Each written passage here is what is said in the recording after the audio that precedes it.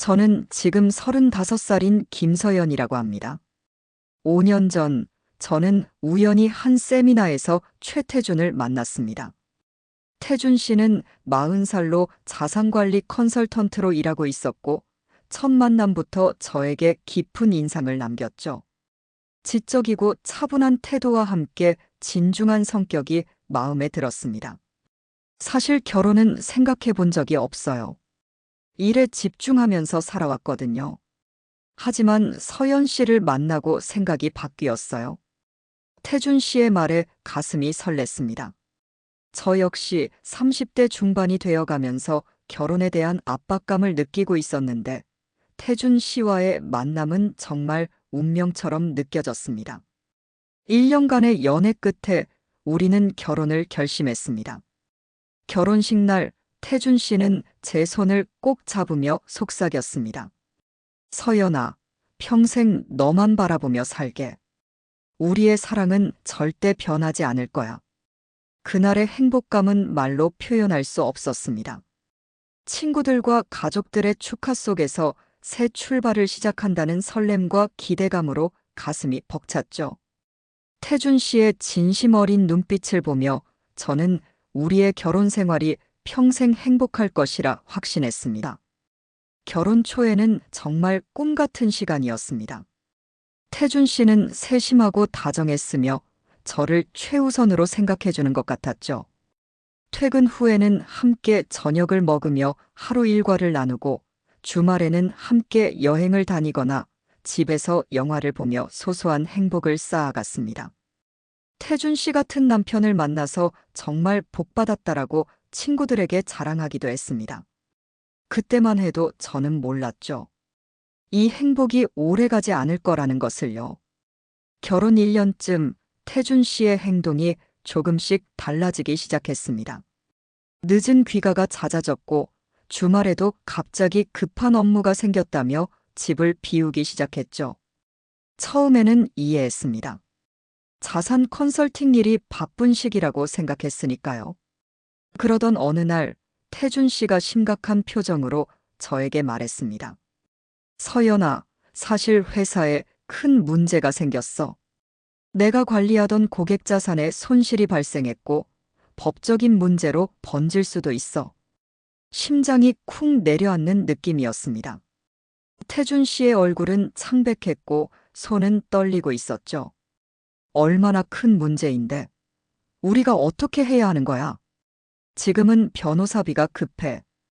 5천만 원 정도 마련해야 하는데 내 통장에 있는 돈을 좀 빌려줄 수 있을까? 결혼할 때 모아둔 제 적금이 생각났습니다. 남편을 위해서라면 당연히 도와야 한다고 생각했죠. 다음 날 바로 은행에 가서 적금을 해지하고 태준 씨에게 돈을 건넸습니다. 고마워, 서연아. 이 위기만 넘기면 반드시 갚을게. 태준 씨는 저를 꼭 안아주었습니다. 그의 팔 안에서 안도감을 느꼈지만 한편으로는 불안한 마음도 들었습니다. 이것이 시작이었습니다. 이후 태준 씨는 계속해서 돈을 요구했고 저는 부모님께 돈을 빌리고 심지어 은행 대출까지 받게 되었습니다. 채권자들이 날 찾고 있어서 집에 못 들어갈 것 같아. 몇 주 동안은 모텔에서 지내야 할 것 같아. 태준 씨의 말에 마음이 아팠습니다. 남편이 이런 어려움을 겪고 있는데 제가 뭐라도 더 해야 한다는 생각이 들었죠. 하지만 시간이 지날수록 의문이 들기 시작했습니다. 태준 씨가 말하는 위기의 실체가 무엇인지, 왜 구체적인 해결책은 없이 계속 돈만 요구하는지 의심스러웠습니다. 태준 씨의 행동은 점점 더 이상해졌습니다. 사업이 어렵다면서도 어느 날 갑자기 고급 외제차를 끌고 왔던 것이죠. 그것도 새 차였습니다. 태준 씨, 이 차는 어떻게 산 거야? 돈이 없다면서. 아, 이거. 회사에서 잠시 빌린 거야. 중요한 미팅이 있어서. 의심이 들었지만 그의 말을 믿으려 했습니다. 하지만 이상한 일들은 계속 일어났습니다. 명품을 전혀 좋아하지 않던 태준 씨가 갑자기 명품 옷과 시계를 사입기 시작했죠. 이 시계 정말 비싸 보이는데. 어디서 났어? 거래처에서 선물 받은 거야. 괜찮지? 그의 설명은 항상 그럴듯했지만 무언가 맞지 않는 느낌이 들었습니다. 저희 통장 잔고는 계속 바닥을 치고 있었는데 태준 씨의 외모는 점점 더 호화로워지고 있었으니까요. 어느 날 밤 태준 씨가 샤워할 때 그의 재킷에서 영수증이 떨어졌습니다. 호기심에 집어들었더니 놀라운 금액이 적혀 있었습니다. 1,500만 원짜리 시계. 그것도 바로 어제 구매한 것이었습니다. 가슴이 철렁 내려앉았습니다. 이건 분명 선물이 아니었습니다. 우리의 생활비조차 부족한 상황에서 태준 씨는 자신의 사치품에 돈을 쓰고 있었던 것입니다. 그날 밤 잠을 이루지 못했습니다. 머릿속에는 수많은 의문이 맴돌았죠. 태준 씨는 정말 경제적 위기에 처한 것일까? 아니면 모든 것이 거짓말이었을까? 그가 정말 누구인지, 제가 얼마나 그를 알고 있는지 의심스러워졌습니다. 어느 날 밤 태준 씨가 샤워하는 동안 그의 휴대폰에 메시지 알림이 계속 울렸습니다. 평소에는 남의 휴대폰을 확인하는 건 예의가 아니라고 생각했지만 이상한 행동들이 계속되는 상황에서 더 이상 참을 수 없었습니다. 휴대폰을 집어들었을 때 화면에는 낯선 여성의 메시지가 여러 개 떠 있었습니다. 오빠, 어제 너무 즐거웠어요. 다음에도 그 바에서 만나요? 심장이 빠르게 뛰기 시작했습니다. 손가락이 떨렸지만 더 많은 메시지를 확인했습니다. 대화 내용은 충격적이었습니다. 어제 술값 1,000만 원 나왔다고. 대단하네. 그 룸살롱 여자들 예쁘던데 또 가자. 믿을 수 없었습니다. 사업이 망했다며 저에게 돈을 빌려 사업을 살리겠다던 태준 씨가 유흥업소에서 돈을 물 쓰듯 쓰고 있었던 것입니다. 더 많은 메시지를 확인할수록 충격은 커져갔습니다. 태준 씨는 일주일에도 몇 번씩 고급 유흥업소를 다니고 있었고 한 달에 수천만 원을 술값으로 사용하고 있었습니다. 그것도 저와 저의 가족에게 빌린 돈으로요. 지금까지 룸에만 3억 썼다니까. 인생 즐기면서 살아야지. 그의 친구에게 보낸 메시지를 읽는 순간 눈물이 흘러내렸습니다. 배신감, 분노, 수치심이 한꺼번에 밀려왔습니다. 이 사람은 제가 사랑했던 그 사람이 아니었습니다. 태준 씨가 샤워를 마치고 나왔을 때 저는 그의 휴대폰을 들고 있었습니다. 그의 얼굴이 창백해졌습니다. 이게 다 무슨 의미야? 사업이 어렵다면서 유흥비로 3억을 썼다고. 내가 빌려준 돈, 우리 부모님이 빌려준 돈으로. 태준 씨는 잠시 말을 잃었다가 이내 변명을 시작했습니다. 그건 사업상 만남이야. 클라이언트들을 접대해야 해서. 거짓말 그만해. 메시지 다 봤어. 이게 어떻게 사업상 만남이야? 그날 밤 우리는 끔찍한 다툼을 벌였고 저는 태준 씨의 실체를 조금씩 알아가기 시작했습니다.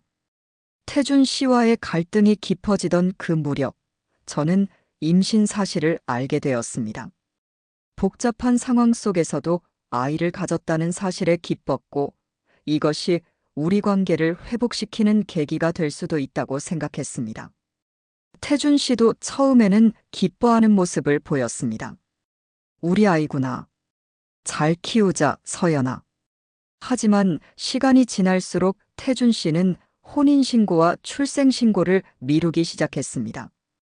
결혼식은 올렸지만 법적으로는 아직 혼인신고를 하지 않은 상태였죠. 채권자들이 내 정보를 알게 되면 너와 아이에게까지 피해가 갈 수 있어. 상황이 나아질 때까지 조금만 기다리자.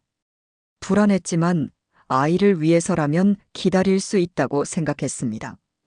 그렇게 아이가 태어났고 1년이 지나도 태준 씨는 계속 혼인신고와 출생신고를 미뤘습니다. 이제는 정말 혼인신고를 해야 해. 아이가 법적으로 보호받아야 하잖아. 알아, 곧 할게. 지금은 상황이 안 좋아서. 그의 변명은 끝이 없었습니다. 더 이상 기다릴 수 없다고 느껴 직접 행동하기로 했습니다.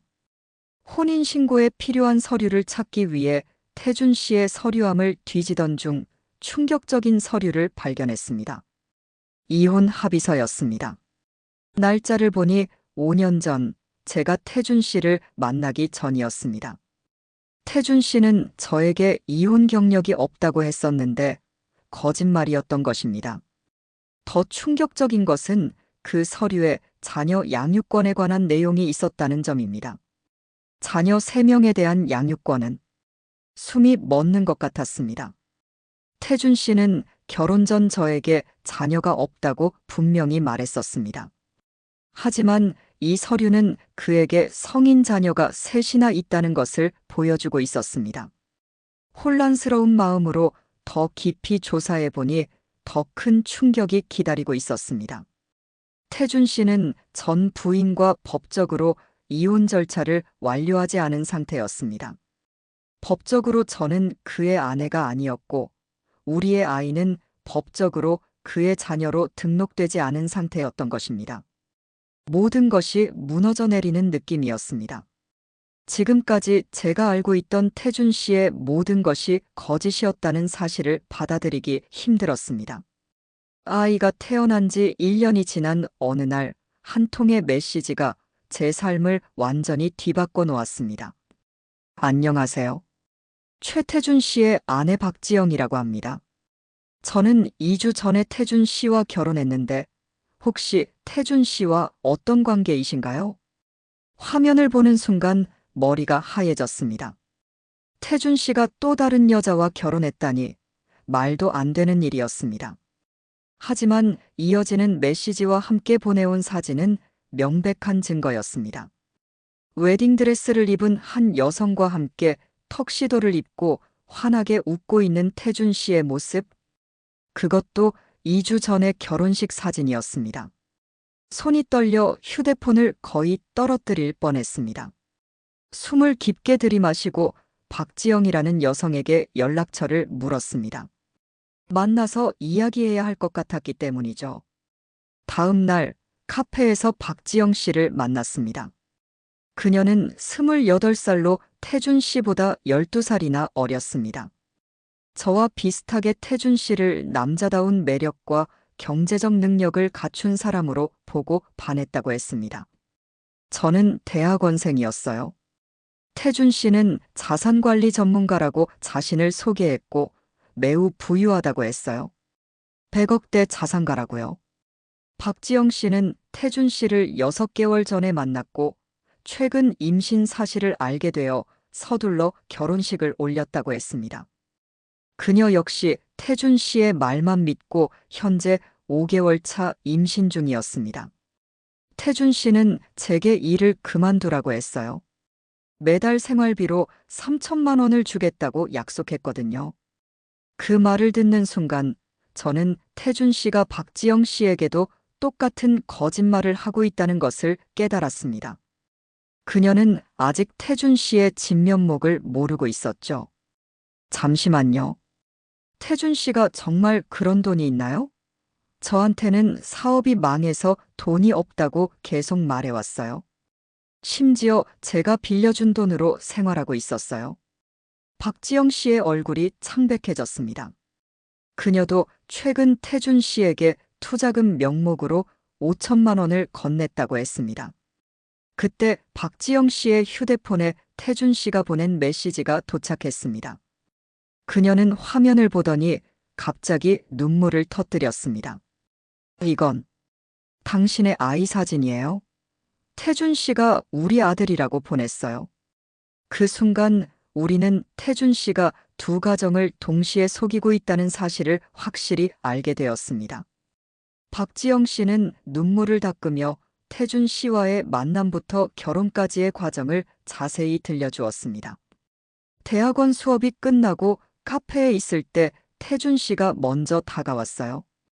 자신을 자산관리 회사 대표라고 소개했죠.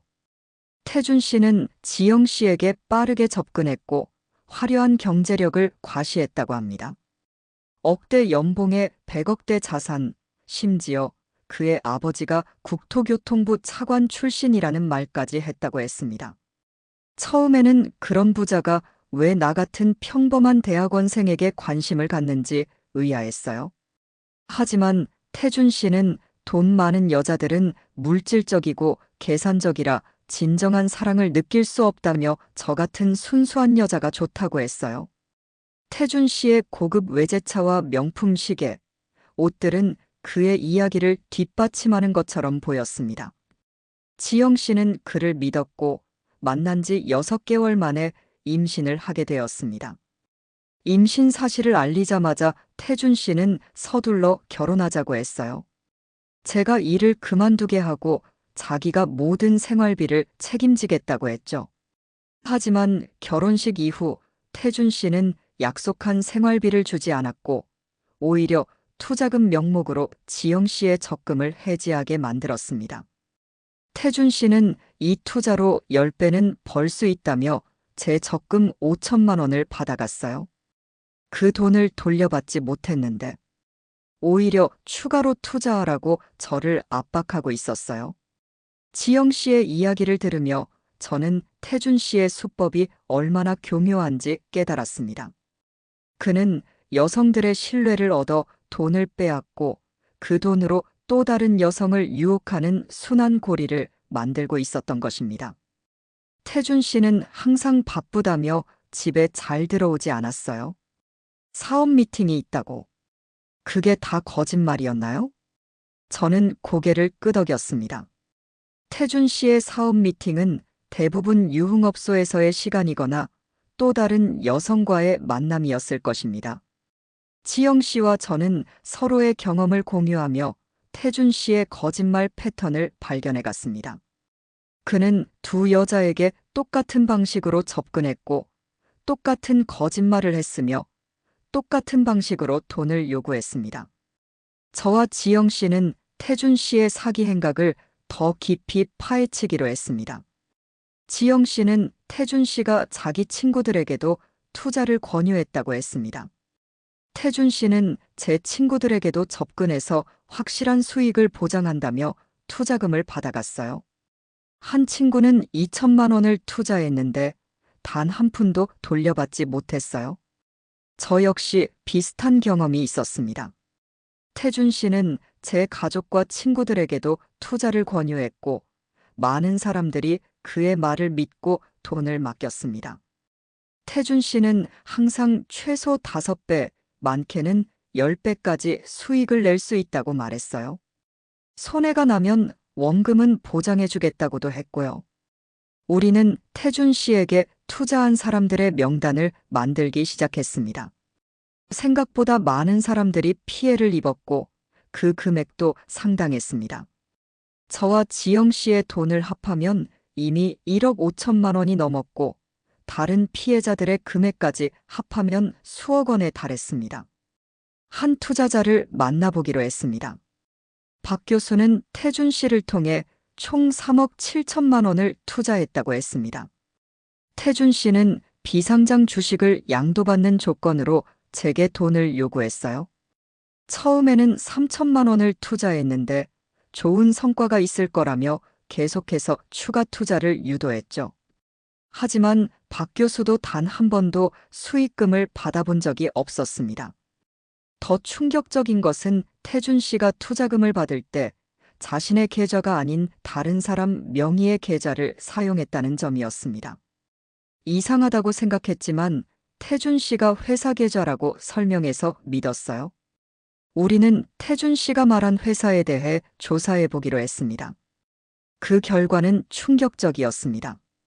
태준 씨가 대표라고 주장한 회사는 실제로 존재했지만 그는 그 회사의 임원이 아니었습니다. 심지어 직원조차 아니었죠. 그는 완전히 가짜 신분으로 우리를 속인 거예요. 투자자들의 돈은 모두 태준 씨의 유흥비와 사치품 구입, 그리고 또 다른 여성들을 유혹하는데 사용된 것으로 보였습니다. 그의 화려한 외모와 명품들은 모두 피해자들의 돈으로 구입한 것이었습니다. 박 교수는 태준 씨에게 투자금 반환을 요구한 다음 날 갑작스럽게 심장마비로 세상을 떠났다고 합니다. 그에게 받은 스트레스가 얼마나 컸는지 상상할 수 있었습니다. 저와 지영 씨는 태준 씨의 사기 행각을 더 이상 방치할 수 없다고 판단했습니다. 우리는 함께 경찰서를 찾아가 태준 씨를 고소하기로 했습니다. 사기 혐의와 함께 혼인신고를 하지 않은 채 또 다른 여성과 결혼식을 올린 것에 대해서도 법적 책임을 물을 수 있다고 생각했죠. 변호사와의 상담 후 저는 태준 씨에게 빌려준 1억여 원에 대한 민사소송도 함께 진행하기로 했습니다. 변호사는 태준 씨의 재산에 대한 가압류 신청도 가능하다고 조언했습니다. 태준 씨의 명품과 차량 등 고가의 물품에 대해 가압류를 신청할 수 있어요. 법원의 허가만 받으면 바로 진행할 수 있습니다. 가슴 한편으로는 여전히 태준 씨를 사랑하는 마음이 남아 있었지만 아이의 미래를 위해서라도 단호하게 행동해야 했습니다. 저와 지영 씨는 서로를 의지하며 어려운 시간을 함께 이겨나갔습니다. 한 달 후 법원에서 태준 씨의 명품 의류와 시계, 차량에 대한 가압류 허가가 내려졌다는 소식을 들었습니다. 지영 씨의 도움으로 태준 씨가 거주하는 집을 찾아가 집행관과 함께 가압류 절차를 진행했습니다. 태준 씨의 옷장을 열었을 때 그 안에는 한 벌에 수백만 원씩 하는 명품 옷들과 3천만 원대의 고급 시계들이 가득했습니다. 저희가 간신히 생활하는 동안 태준 씨는 이렇게 사치품에 돈을 쏟아붓고 있었던 것입니다. 이런 명품들이 다 어디서 난 거예요? 우리가 빌려준 돈으로 산 거 아닌가요? 집행관이 물품들을 정리하는 동안 마음이 무거웠습니다. 이 모든 것이 제가 사랑했던 사람의 진짜 모습이었다는 사실을 받아들이기 힘들었습니다. 가압류 절차를 마치고 집을 나서려는 순간 태준 씨가 돌아왔습니다. 저와 지영 씨를 보자 태준 씨의 얼굴이 창백해졌습니다. 이게 다 무슨 짓이야? 내 물건들에 손 떼지 마. 태준 씨는 격분했지만 법적인 절차 앞에서는 어쩔 수 없었습니다. 집행관이 상황을 설명하자 태준 씨는 갑자기 태도를 바꿨습니다. 서연아, 지영아, 우리 대화로 풀자. 이건 오해야. 내가 다 설명할 수 있어. 하지만 이제 더 이상 그의 달콤한 말에 속지 않을 것이라고 다짐했습니다. 지영 씨도 단호하게 태준 씨에게 말했습니다. 이제 와서 무슨 말을 해도 소용없어요. 우리가 얼마나 상처받았는지 알아요? 당신은 우리의 신뢰를 완전히 배신했어요. 태준 씨의 얼굴에 당혹감이 스쳤습니다. 아마도 자신의 거짓말이 이렇게 빨리 들통날 줄은 예상하지 못했던 것 같았습니다. 그날 이후 태준 씨는 지영 씨에게 계속해서 연락을 시도했습니다. 용서해달라는 말과 함께 돈을 일부 돌려주겠다고 약속했죠.